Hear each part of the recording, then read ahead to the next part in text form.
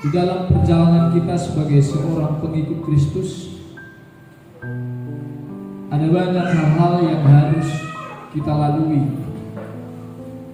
Bahkan mereka-mereka yang juga tidak percaya kepada Yesus, mereka-mereka yang bukan pengikut Kristus, juga mereka ada banyak hal-hal yang harus dilalui.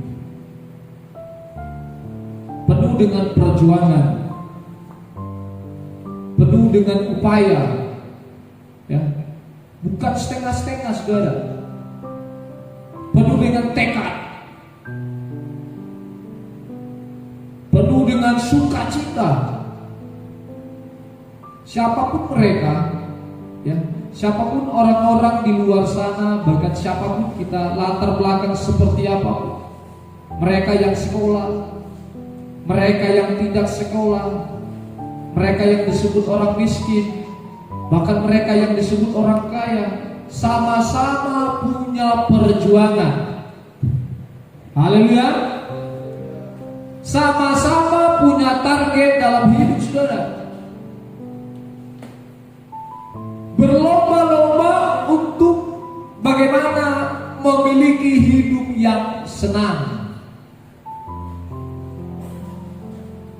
Tidak ada satu orang pun yang berpikir untuk beberapa tahun ke depan bagaimana supaya hidupku hancur. Tidak ada, saudara. Orang yang seperti apapun modelnya, seperti apapun bentuknya, cara berpikirnya, tetap berpikir bagaimana untuk menjadi senang, bagaimana untuk menjadi bahagia. Apa hal-hal yang saya harus kerjakan? Apa hal-hal yang saya harus targetkan sehingga saya memiliki hidup senang, hidup enak? Dan semua orang punya target yang serupa. Semua orang punya pemahaman yang serupa. Ingin memiliki hidup yang senang. Betul? Betul? Suku apapun mereka, agama apapun mereka, semua punya target, semua punya planning untuk bagaimana ke depannya menjadi hidup yang senang. Bangun pagi, berkemas-kemas untuk berangkat kerja, tujuannya untuk mendapatkan hidup yang senang. Betul? Pagi-pagi sediakan sarapan untuk mau bontot pergi ke tempat pekerjaan. Mungkinkah di ladang, mungkinkah di proyek, mungkinkah di pinggiran jalan berdagang, saudara, mungkinkah di kantoran.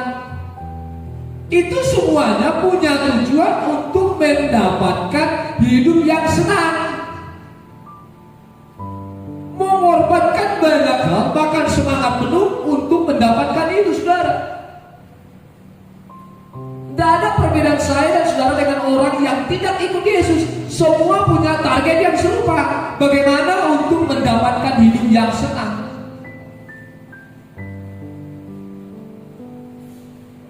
Dan ini disebut hidup yang wajar. Haleluya. Berlomba-lomba, saudara. Apapun yang sedang kau kerjakan, Bapak Ibu Saudara, yang hari ini yang membuat engkau lelah, membuat engkau capek, itu targetnya untuk hidup senang. Bahkan berdoa dengan sungguh, Tuhan, tolong berkati dalam masa waktu ke depan, hidup kami semakin senang, semakin diberkati Tuhan, semakin bahagia. Bahkan orang yang tak kenal Tuhan juga punya pemikiran yang serupa, saudara. Punya pemahaman yang serupa untuk hidup senang. Para pemuda, saudara, kaum bapak, kaum ibu, orang tua, saya mau pastikan bahwa saudara punya pikiran bagaimana untuk hidup senang di kemudian hari. Amin. Itu pemikiran semua orang, saudara. Tidak ada orang berpikir bagaimana hidupku 2 tahun ke depan menjadi hidup yang hancur dan berantakan. Tidak ada orang berpikir seperti itu. Tidak ada orang pernah berpikir bagaimana supaya hidupku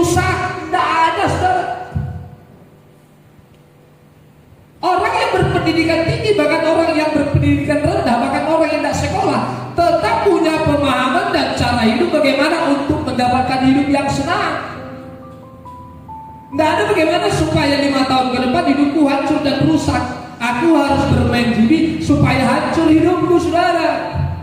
Aku harus berbanyak minum tua supaya hancur leverku, saudara. Aku harus bergadang supaya rusak kesehatanku. Nggak ada. Nggak ada yang berpikir demikian, saudara.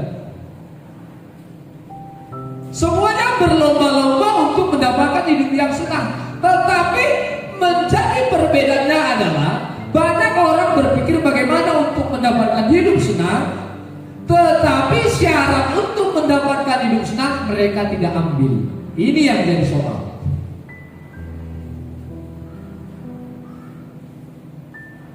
Mereka mau hidup senang, mereka mau hidup bahagia, tetapi persyaratan untuk hidup bahagia dan hidup senang mereka tidak ambil, saudara.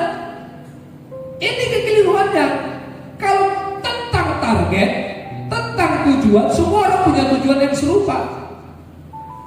Tetapi banyak yang menjadi kekeliruannya adalah lupa untuk ambil syarat bagaimana untuk hidup senang dan hidup bahagia. Ada syarat yang perlu kita lengkapi. Amin. Haleluya. Penerimaan siswa SMP Negeri 1 Perawang.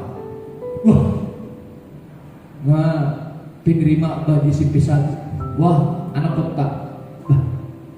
Enak sekolah. Asal tabereng syaratnya, betul? Lalu pergi ke sekolah, lihat syaratnya, bahkan dipoto, cepret, dipelajari, dan kemudian dilengkapi. Kalau syarat ini tidak lengkap, apapun ceritanya, ini anak gak bakal pernah bisa masuk ke SMP 1 Negeri Perawang. Setuju? Yang terpenting ketika saudara Bapak Ibu ingin memasukkan anak Anda ke SMP Negeri 1 adalah melengkapi syarat. Tentang melengkapi syarat adalah tugas kita, dan tentang keputusan diterima atau tidak adalah kewenangan sekolah. Banyak orang yang sudah melengkapi syarat justru gugur, betul? Kira-kira setuju tidak? Semua orang yang lengkap syarat kemudian diterima oleh pihak sekolah? Tidak. Ada yang gugur. Ini loh. Mereka bersusah payah ya, saudara. Bangun pagi-pagi cepat-cepat untuk ambil formulir, lengkapi, dan orang-orang juga demikian. Punya tujuan yang serupa, bagaimana anak saya masuk SMP Negeri 1. Mereka lengkapi. Tetapi pada hasilnya ada pertimbangan sekolah yang sudah terlengkapi dan semuanya sudah terlengkapi. Ada pemilahan, ada pemilihan dari pihak sekolah. Dan kemudian saudara yang sudah melengkapi syarat itu gugur. Ada apa? Setelah persyaratan lengkap, maka ada penilaian khusus dari pihak sekolah.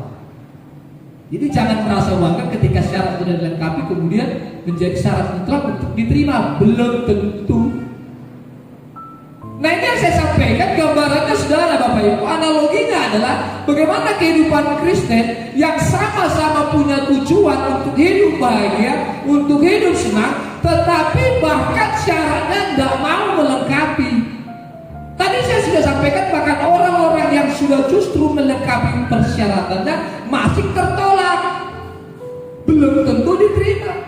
Bagaimana dengan mereka yang punya tujuan untuk hidup bahagia, ternyata bahkan syaratnya pun tak dilengkapi? Ini jelas tertolak. Ini jelas tertolak.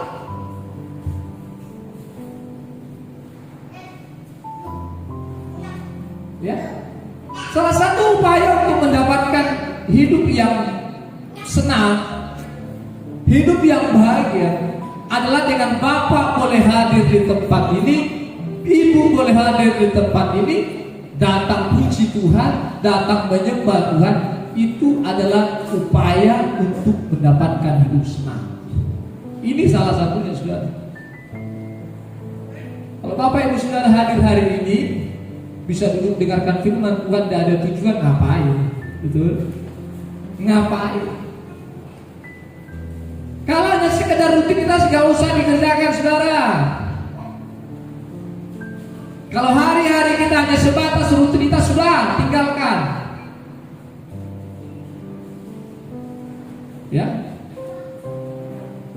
Rutinitas sebagai seorang Kristen, mengikuti aturan-aturan Kristen, saudara. Kalau tak ada tujuan, tak melengkapi syarat, oh hati-hati, kau hanya sebegitu-sebegitu saja, saudara. Tidak ada peningkatan. Tapi kita mau belajar bagaimana kita mengambil, melengkapi syarat-syarat untuk mendapatkan hidup senang. Haleluya, haleluya. Harus mampu mempelajari syarat untuk mendapatkan hidup senang. Itu harus kita pelajari. Terlebih dahulu kita harus ketahui apa saja syaratnya untuk mendapatkan hidup senang, untuk mendapatkan hidup bahagia. Kita harus tahu syaratnya, saudara. Setelah kita tahu syaratnya, maka kita lengkapi dan kita ajukan. Haleluya. Ini loh. Jadi kalau tentang pemikiran semua orang sama-sama mau hidup senang. Tidak ada orang berpikir bagaimana hidupku hancur. Tidak ada, saudara. Semua ingin mendapatkan hidup senang. Untuk itu kita belajar terus. Ya. Untuk mendapatkan hidup yang senang butuh perjuangan. Haleluya. Butuh perjuangan. Bahkan sering sekali untuk mendapatkan hidup yang senang kita tertolak. Justru kita tertolak. Ada proses yang harus kita lalui. Berulang kali yang Tuhan sampaikan, bahkan orang yang tak kenal Kristus harus melewati proses. Orang yang masih ada napasnya, yang masih hidup, itu mutlak harus mengikuti proses. Tidak ada orang bangun tidur kemudian ada sarapan, tidak pernah terjadi. Orang setelah bangun harus buat sarapan, masak, kemudian terjadilah sarapan, tersedialah sarapan. Tidak pernah ya ibu ya, khususnya kaum ibu bangun langsung ada sarapan, betul? Tidak pernah, harus ada proses. Pak Pendeta, Gembala, sampai di kedua proses sampai mana ho? Haleluya, haleluya.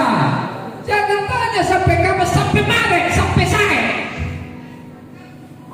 Seseorang dalam tuh pendeta kau sampai saya ho. Sampai tuntas selesai. Makanya kalau saya lihat orang yang punya masalah kemudian mengeluh, hati-hati. Bahkan justru saya diri sendiri selalu begitu. Kalau punya masalah saya bilang begini, sampai kapan? Sampai kau selesai. Haleluya. Proses akan berhenti ketika kau sudah selesai, saudara. Tetapi percaya saja, ketika kau mengalami banyak hal yang justru tidak menyenangkan hatimu, itu proses. Sampai kapan Pak Pendeta? Sampai kau selesai. Haleluya, haleluya. Jangan bilang batas-batasan. Proses itu tidak punya batas, terus berlanjut. Ini loh.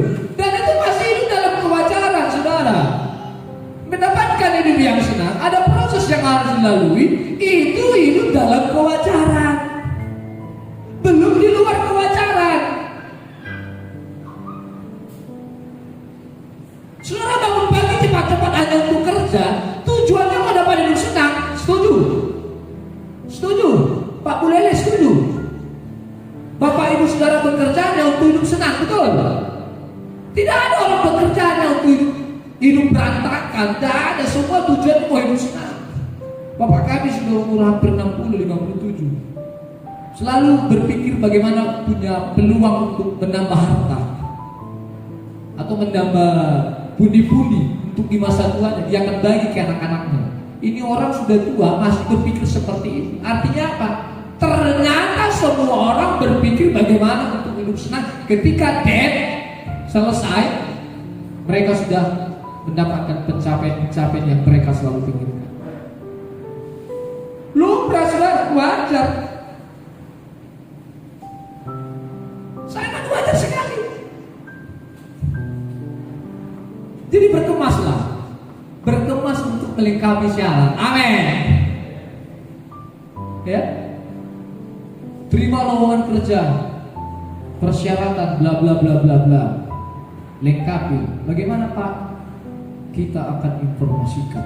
Pihak perusahaan akan mempertimbangkan, mempelajari syarat tersebut, Bapak Ibu silakan datang. Kita akan interview. Artinya persyaratannya lengkap. Masih interview, ada proses. Jangan berpikir bahwa mendapatkan hidup senang itu hanya cukup doa. Tidak. Bahkan tidak doa pun hidup senang bisa dapat. Ini saya bicara hidup senang ya, bukan tentang konteks firman. Tetapi hidup senang yang dimaksudkan adalah hidup senang dalam kewajaran. Dan kita akan belajar bagaimana hidup senang di luar kewajaran. Hal-hal seperti ini, saran-saran, wejangan, nasihat seperti ini itu harus terus di-upload dalam hidup kita supaya kita semangat. Amin. Angkat tangan saudara. Haleluya. Supaya semangat. Untuk dapat hidup senang itu kalau loyo nggak jadi Pak Herman, betul? Kalau loyo nggak jadi, ini masih hidup dalam kewajaran. Semua orang berpikir kalau bisa untuk berapa tahun ke depan anakku ini seperti ini, betul? Kalau bisa rumahku akan terperbarui, betul? Kalau bisa kereta bututku ini untuk 2 tahun ke depan aku ganti, itu lumrah, itu wajar. Ini gereja untuk berapa tahun ke depan, puji Tuhan, Tuhan akan berkati. Semakin kita renov, kita kembangkan, kita perbesar, itu sudah menjadi pikiran kita. Bahkan ibu Tuhan orang juga berpikir kalau bisa punya pohon sekian baik-baiklah semua. Amin. Belum ada pohon tapi cara berpikirnya kalau bisa punya pohon yang baik, yang takut Tuhan. Ini cara berpikir yang wajar, saudara. Buat apa capek-capek kesana kemari kalau kita nggak punya tujuan?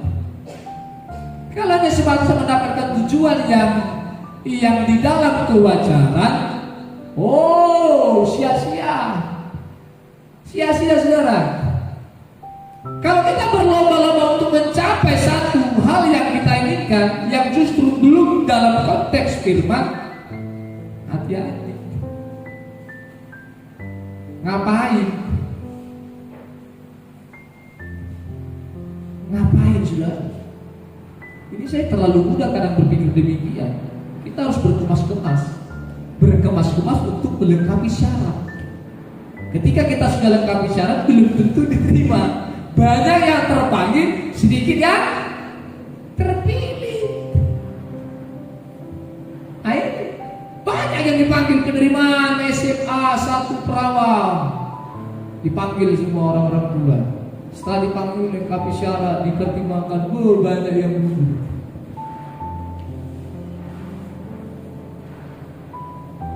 Ada perjuangan yang harus kita kejar. Sampai orang lain sebut kita gila. Itu hidup di luar kewajaran. Dalam pencapaian yang kita sedang pikirkan, ya, dalam impian cita-cita yang sedang kita pikirkan, proses waktu untuk mendapatkan itu orang lain sebut kita gila. Ini hidup Kristen sesungguhnya. Gila dalam tanda kutip di luar kewajaran. Haleluya. Ikut sampai ke coba gaji dari Pak Toga Torobon lo isi. Kalau saudara Bapak Ibu belum pernah disebut orang gila, perlu dikoreksi. Jangan senangkan orang dengan gaya hidupmu. Yang perlu disenangkan Tuhan. Amin. Asa didok tepangga, asa didok hula-hula, asa didok dengan tubuh, asa didok merespek.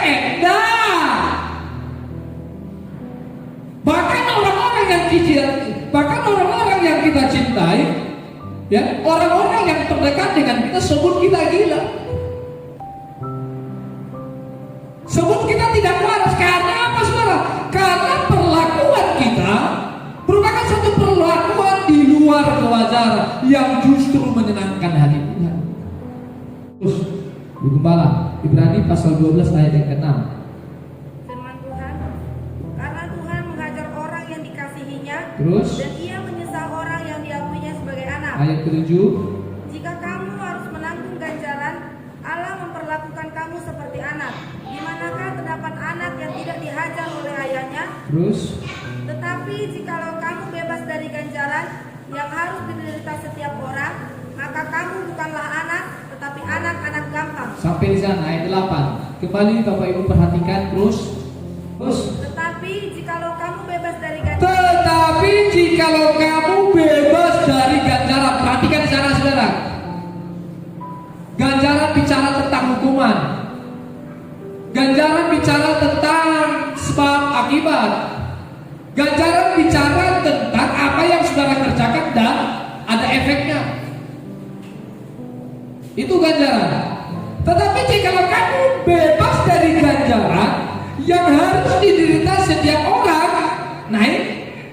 ternyata semua orang seharusnya mendapatkan ganjaran, saudara. Semua orang, bukan hanya mengikuti Yesus. Itu tadi proses. Ganjaran yang dimaksud adalah proses hidup, saudara. Hasil dari hidup yang sudah kita kerjakan.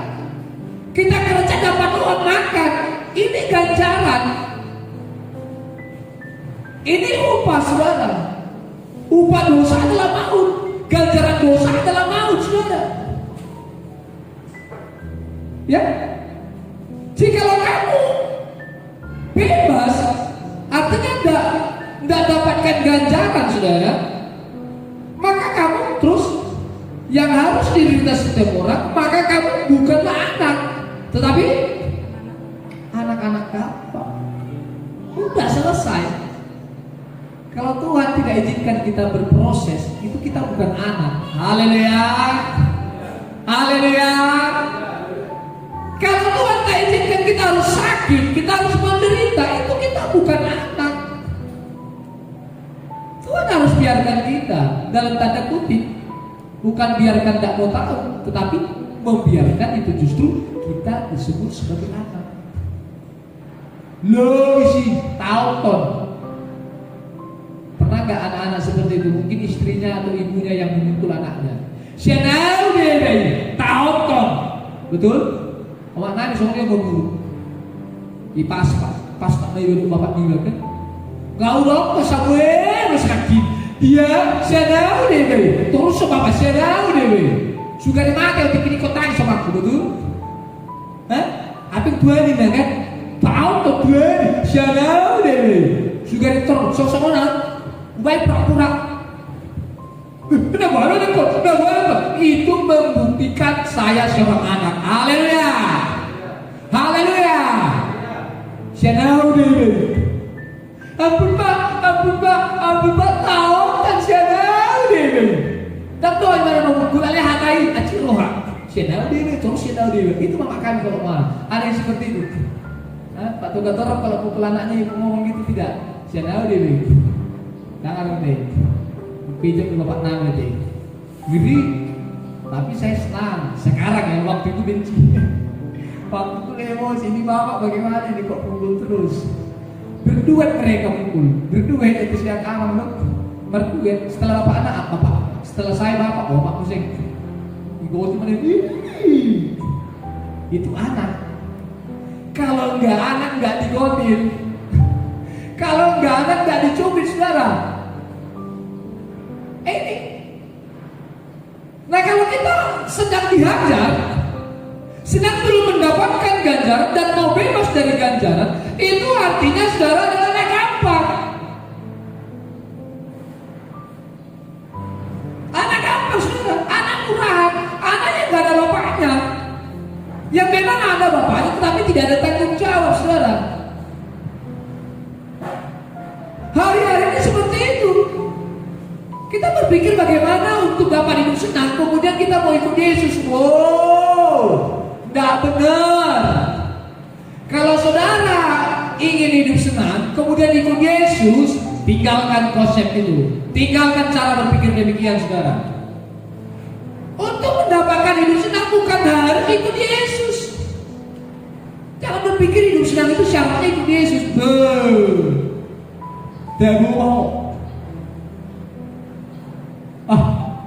diberkati Tuhan.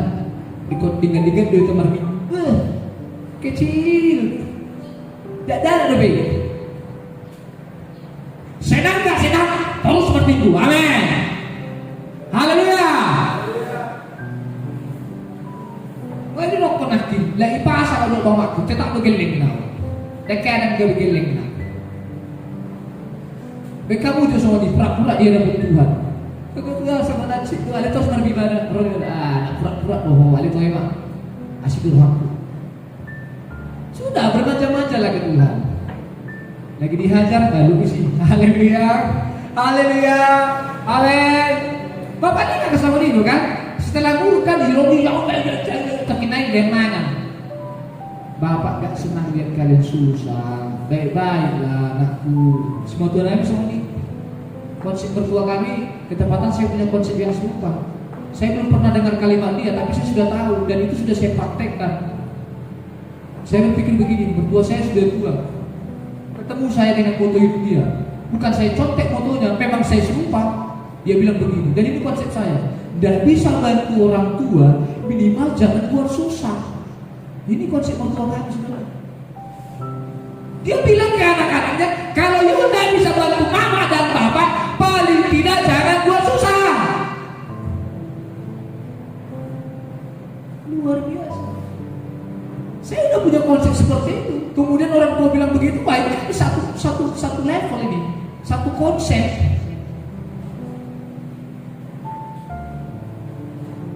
Nah ini sudah. Jadi kalau sedang dihajar, itu ganjaran yang harus kita terima. Membuktikan adalah kita anak, amin. Jangan horas lah, mau hidup senang ikut Yesus kemudian sakit mau tinggalkan Yesus.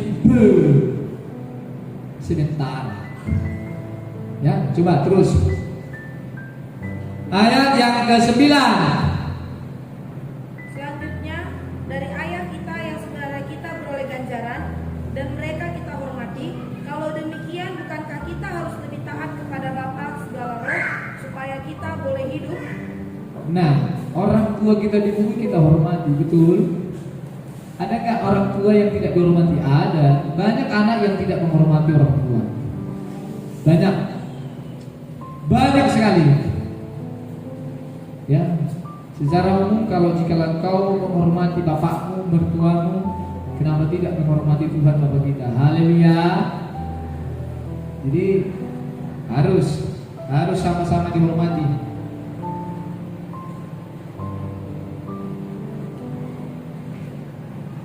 Ya, terus ayat ke-10. Sebab mereka mendidik kita dalam waktu yang pendek sesuai dengan apa yang mereka anggap baik. Nah, saudara, nih bapak kita mendidik. Ternyata pukulan itu didikan. Ya, perhatikan di sana ayat yang ke-10. Sebab mereka, artinya ayah mendidik kita, mendidik anak dalam waktu yang pendek. Ini kehidupan sekarang. Ini hanya menghajar, memukul dengan tujuan mendidik, saudara. Seorang ayah tidak akan pernah memukul anaknya untuk tujuan supaya anaknya meninggal. Tidak pernah. Itu ayah yang waras, saudara. Ini ayah yang bertanggung jawab. Dia harus hajar anaknya, dia harus pukul anaknya dengan proses waktu yang singkat, supaya kelak anaknya menjadi anak yang benar-benar bertanggung jawab, anak yang mandiri, saudara. Mengapa Tuhan izinkan kita harus berproses? Mengapa Tuhan izinkan kita harus menghadapi banyak hal yang justru membuat beban hidup kita semakin banyak? Itu Tuhan sedang mendidik. Sampai kapan Pak Pendeta Tuhan mendidik? Sampai saya. Nah ini tidak ada batas waktu. Kalau catatan dalam Alkitab, saudara, seorang bapak mendidik anaknya adalah dengan batas waktu yang singkat. Saudara, perhatikan di sana. Sebab mereka mendidik kita dalam waktu yang pendek. Tetapi proses yang Tuhan sampaikan sebagai bapak kita, itu prosesnya tidak terbatas sampai selesai. Terus menerus. Bukan karena udah tua justru justru udah selesai prosesnya Tuhan. Semakin kau dekat dengan Tuhan, hati-hati. Dan perlu diingat, proses itu semakin dikuatkan, proses semakin diperbanyak. Makanya saya mau sampaikan, semakin ikut Yesus semakin tidak senang. Tubuh ini tidak senang, saudara. Pikiran tidak senang. Tetapi ketika kita percaya bahwa ganjaran yang Tuhan berikan, bahwa didikan yang Tuhan berikan, justru membangun kita, mendesain kita untuk mendapatkan hidup yang kekal. Tidak hanya sebatas hidup senang di bumi. Ini tujuannya, saudara. Saya sampaikan bahwa kita berlomba-lomba, semua orang berlomba-lomba, berjuang dan berupaya untuk mendapatkan hidup senang di bumi. Semua orang berlomba.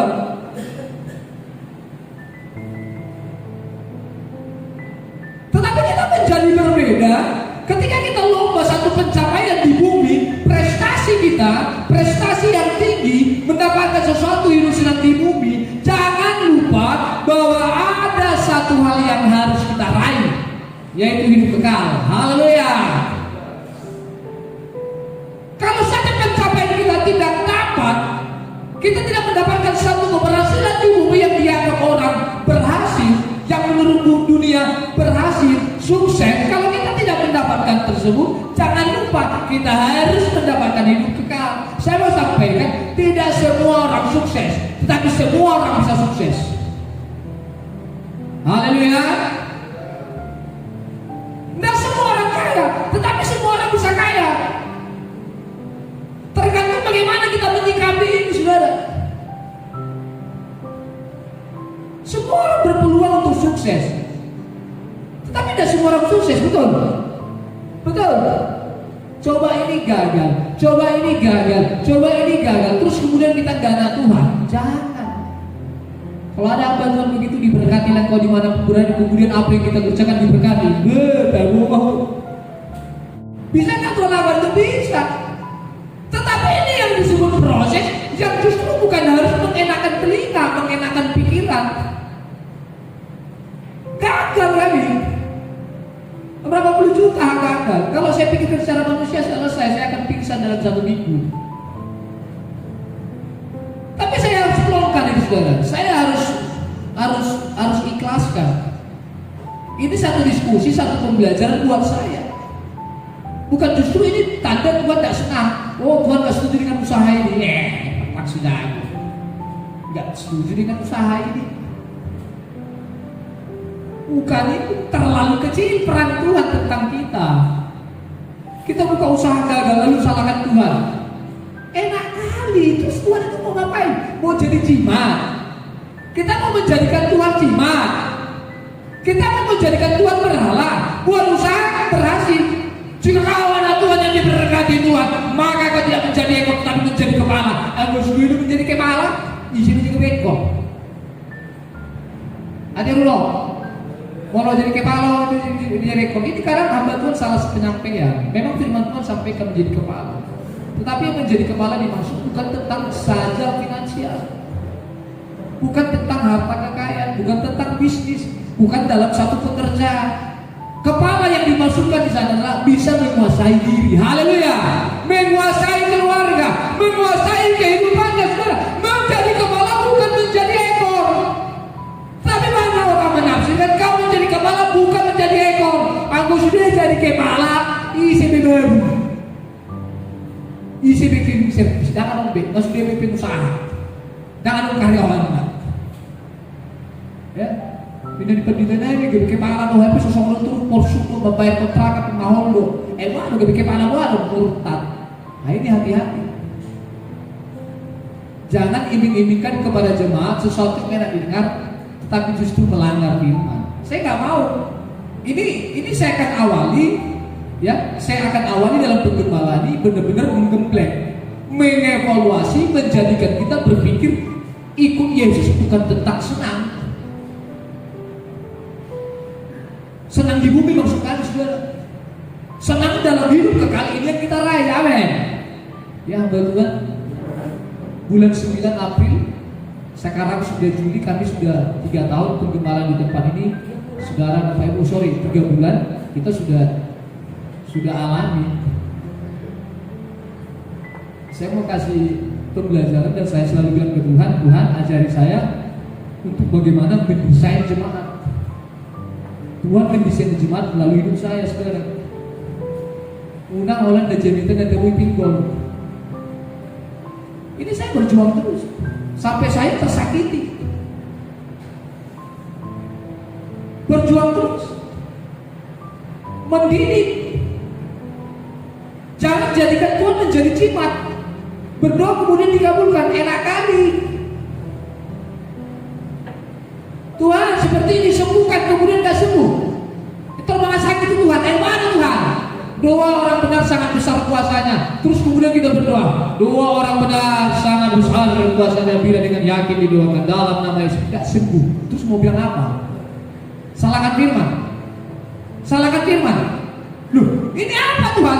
Tuhan sampaikan, Jokowi sampaikan bahwa doa orang benar sangat besar kuasanya. Kemudian kami sudah merasa orang benar berdoa tidak sembuh. Terus salahkan Tuhan. Ini yang dimaksud proses pendewasaan. Ada kalanya Tuhan izinkan kita berdoa, Tuhan kabulkan. Tapi ada masanya yang disebut dengan proses. Kita harus siap. Karena di sana Tuhan sedang berdiri. Anggo sudiro tak jauh dilihat Tuhan dan jadi hapar siapa? Citoho. Tuhan tolong suamiku supaya lepas rokok. Itu lepas rokok. Dia boleh. Tuhan jamah hati si ganda. Ini saya bantu berdoa supaya lepas rokok. Itu lepas. Bah, itu rokok itu Tuhan. Tuhan semua bumi ini, orang-orang di bumi ini harus sembah Yesus. Kemudian rame-rame kok gereja. Jangan buat ini. Ini 2 orang benar. Jangan sampai seperti itu cara berpikirnya. Ikut Yesus bukan tentang senang di bumi, saudara.